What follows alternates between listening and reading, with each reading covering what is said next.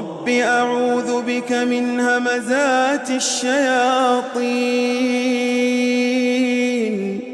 وأعوذ بك رب أن يحضرون. Abang nak tahu benarnya ke?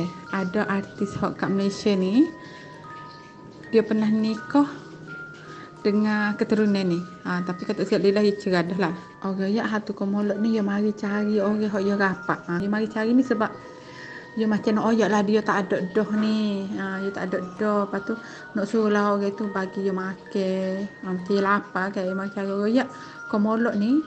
Dia makan telur, apa panggil telur temelai kan? Telur busuk tu. Dia makan telur temelai. Lepas tu ada royak jugalah komolok ni. Kalau dia masuk dalam rumah kan, kalau dia main dengan macam contoh dengan orang hak dia rapat, contoh orang hak dia rapat tu ada anak kau cucu dia duk main, contoh dia main dengan cucu dia, kau dia main ke apa? Dia akan geletek. Dia main siapa budak tu akan suka kok geletek-geletek apa-apa tak ada. Gitu.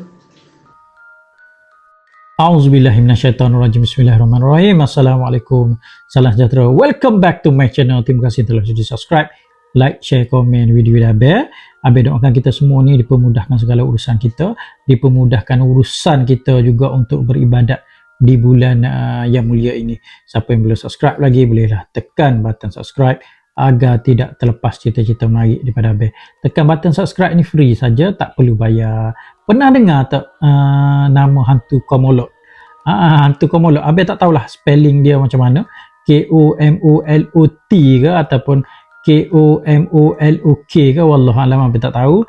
Tapi cerita hantu komolok ni sebenarnya Abel pun first time, kali pertama Abel dengar nama hantu komolok ni. Jadi cerita ni diceritakan oleh Dila daripada Kota Baru. Jadi cerita dia ni dah sebulan dah, tapi Abel baru dapat share hari ni sebab bila Abel dengar cerita ni, Abel kena buat kajian jugalah. Abel Google pasal hantu komolok ni, tak banyak info pasal hantu komolok. Mungkin hantu ni jenis hantu yang terpencil lah kot, hantu yang tak berapa famous. Hantu ni dia berasal ataupun dia datang daripada satu suku kaum di Indonesia lah.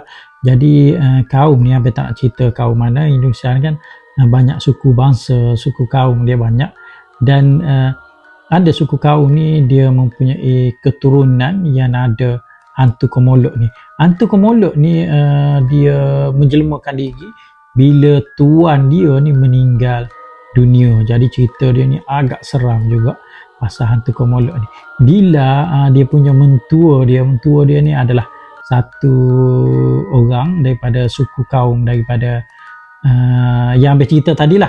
Tapi keturunan dia ni tak adalah hantu komolok. Dia ni tinggal di Negeri Sembilan. Masa dia kecil, itu bukan kecil sangat lah, masa dia remaja jugalah, dia ada kenal seorang, tak tahulah saudara dia juga ke ataupun jiran dia, nama dia Makcik Aisyah.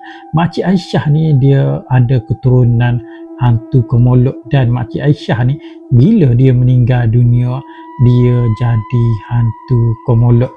Jadi hantu komolok ni dia akan cari orang yang rapat dengan dia ataupun dia cari saudara mara dia akan datang pada hari pertama kematian dia lah. Mama Dila ni dia sangat rapat dengan Makcik Aisyah. Makcik Aisyah ni anggap dia ni sebagai anak, dan memang selalu bawa balik rumah, bagi makan apa semua, kira macam satu family juga. Dan satu hari Mama Dila ni dia terima berita bahawa Makcik Aisyah telah meninggal dunia. Jadi dia pun sedih. Dia tak tahu yang Makcik Aisyah ni meninggal nanti, dia akan datang cari Mama Dila lah. Jadi masa tu dah tengah sedih apa semua, tengah berkabung semua. Dan petang tu datanglah seorang tua daripada kaum keluarga Mama Dila lah. Dia datang ke rumah Mama Dila ni. Dia bagi tahu parent Mama Dila ni, mak dengan ayah Mama Dila. Dia kata hari ni, start daripada hari ni sampailah 3-4 hari, dia kata jangan keluar pada waktu maghrib. Sebelum maghrib ni dah kena tutup dah pintu, dah kena tutup dah tingkap. Dia kata duduk diam-diam dalam rumah lah. Jadi parent Dila ni dia tahulah yang bahawa yang dimaksudkan oleh saudara dia ni, bahawa Makcik Aisyah nanti mungkin akan bertukar jadi hantu komolok dan akan datang di rumah mereka lah. Jadi kepercayaan mereka, hantu komolok ni dia akan datang di rumah orang yang rapat dengan dia. Dia datang ni, dia akan bagi tahu, dia cakap aku dah meninggal dah, saya dah meninggal dah mati dah, tapi saya lapar, saya nak makan nasi ke, saya nak makan itu ke, nak makan ini ke. Itulah kepercayaan dia orang. Dan dia orang kena sediakan satu kain kuning dan makanan ni dia letak atas kain kuning, dan hantu komolok ni akan habiskan makanan tu. Lepas habiskan makanan ni, biasanya hantu komolok ni akan pergi cari cucu-cucu dia ataupun baby-baby dalam keluarga tu yang baru, orang panggil baru lahir. Dia akan pergi, dia akan agah baby tu, dia akan bergurau dengan baby tu, dia akan geletek baby tu sampai baby tu ketawa berdekat-dekat orang tua pula sampai baby tu ketawa sampai baby tu tak boleh bernafas dan sampai baby tu meninggal dunia lah. Jadi cerita ni cerita sajalah, tak tahulah jauh mana kebenaran dia. Jadi malam tu, hari pertama kematian makcik Aisyah ni, parent Mama Dila ni dia dah tutup dah. Pukul 6 petang tu dia dah tutup dah tingkap, dia dah tutup pintu. Tapi dia macam 50-50 lah. Betul ke dia kata ada hantu komolok ni, lebih kurang macam tu lah.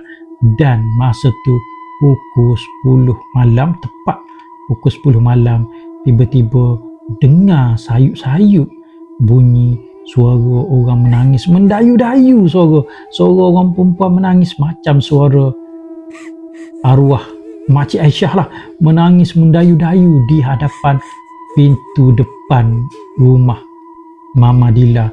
Jadi masa tu ayah Mama Dila ni dia terus hintai ikut lubang pintu depan ni, dia hintai, dia tak nampak. Dan suara menangis ni tiba-tiba dia keliling, pusing rumah 2-3 kali, pusing rumah 2-3 kali, menangis mendayu-dayu.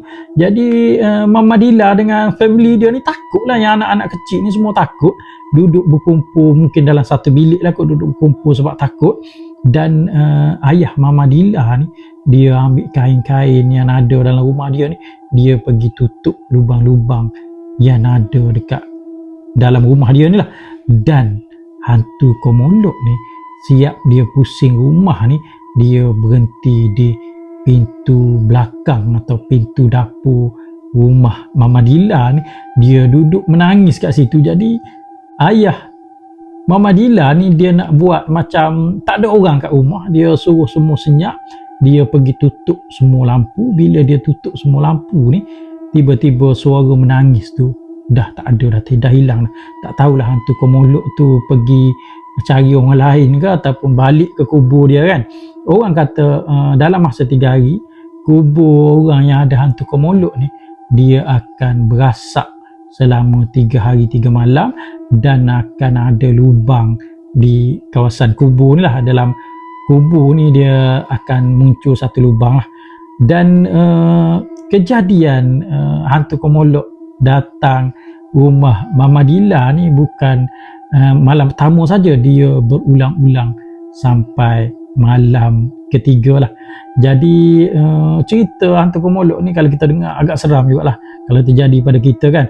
Kalau orang boleh nampak hantu komolok ni, dia menangis tersedu-sedu sambil kepala dia ni macam menggeletar ataupun bergoyang-goyang lah kan, nak menangis, nak tunjuk dia tu terlalu sedih yang dia dah mati, dan dia nak cari keluarga-keluarga ataupun orang-orang rapat dengan dia lah untuk minta tolong, untuk suruh orang tu jamu dia makan, jamu dia nasi semua lauk pauk. Dan ada juga orang kata hantu komolok ni makanan favourite dia adalah telur tembelang ataupun telur ayam yang dah busuk tu, yang tak jadi tu, telur tak jadi tu, dia suka makan telur yang busuk tu lah. Ada juga Abel terbaca, ada orang komen lah, dia kata dia pernah dengar cerita hantu komolok ni daripada seorang pakcik tua di Kuala Kubu Baru lah. Pakcik tua ni bagi tahu zaman dulu siapa nak kahwin dengan suku kaum ni, dia akan siasat latar belakang suku kaum ni, sama ada suku kaum ni dia ada keturunan hantu komolok ke tak. Sebab dia tak nak nanti cucu-cucu dia ni dihantui oleh hantu komolok ni lah. Cerita ni Abel tak tahu sejauh mana kebenaran dia. Abel cerita ni sekadar hiburan lah untuk kita. Dan kalau siapa-siapa ada cerita ataupun siapa-siapa ada info pasal hantu komolok ni, bolehlah komen dekat ruangan komen dekat bawah video Abel lah. Itulah saja cerita untuk malam ni. Semoga sahabat-sahabat Abel terhibur lah. Sekian, terima kasih.